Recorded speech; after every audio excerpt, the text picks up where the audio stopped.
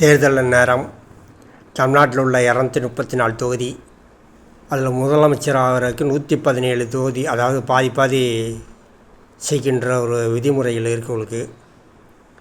இப்போ 117 தொகுதி ஜெயிக்கலைன்னா ஒரு 110, ஒரு சாம்பிள் தான் சொல்கிறேன், கரெக்டாக விதிமுறைப்படி சொல்ல, ஒரு 110 தொகுதி ஜெயிச்சிட்டாங்க.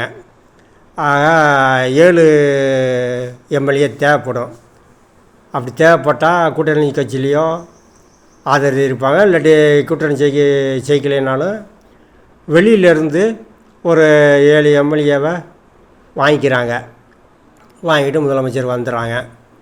அப்போ ஒரு 10th படிக்கிற பையன், 10ஆம் கிளாஸ் படிக்கிற பையன் ஒரு வருஷமாக கஷ்டப்பட்டு படிக்கிறான். அவனுக்கு பாஸ் மார்க்கு குறைஞ்சபட்சம் 35, 30 இல்லாட்டி 33 இல்லாட்டி 34, ஒரு மார்க்கு கம்மியாக வாங்கினாலும் ஃபெயில் பண்ணி விட்றாங்க. ஃபெயிலு 34 வாங்கினாலும் ஃபெயிலு 35 வாங்கணும். அப்போ இந்த எம்எல்ஏவில் ஒரு 7 எம்எல்ஏ வாங்கினா தான் முதலமைச்சர் ஆக முடியும். அப்படின்ற மாதிரி இந்த பையன் நல்லா படிக்கிற பையன்ட்ட, ஜெயிச்ச பையன்ட்ட ஒரு 40 மார்க்கோ 45 மார்க்கோ 60 மார்க்கோ வாங்கின பையன்ட்ட ஒரு மார்க்கு 34 மார்க்கு வாங்கியிருக்கேன். அவன் சரியெல்லாம் படித்து, இப்போ அவன்கிட்டருந்து நல்லா படித்தவன்ட்ட 60 மார்க் வாங்கினுட்டா ஒரு மார்க் வாங்கிட்டு என்னை பாஸ் பண்ணி விட்ருங்க அப்படின்னா பாஸ் பண்ணி விட்டுறீங்களா?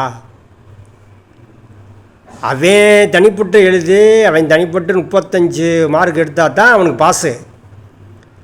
இல்லை, எனக்கு 34 மார்க் வந்துடுச்சு, நான் ஒரு மார்க்கு நல்லா படித்தவன்ட்ட, அதிக மார்க் வாங்கினவன்ட்ட ஒரு மார்க்கு அவன்கிட்டருந்து வாங்கிக்கிறேன், அவன் கொடுத்தா அவன் சம்மதிச்சா அப்படின்னு சொன்னால் ஒரு மார்க்கு அவன்கிட்டருந்து வாங்கி பாஸ் பண்ணி விட்டுருவீங்களா?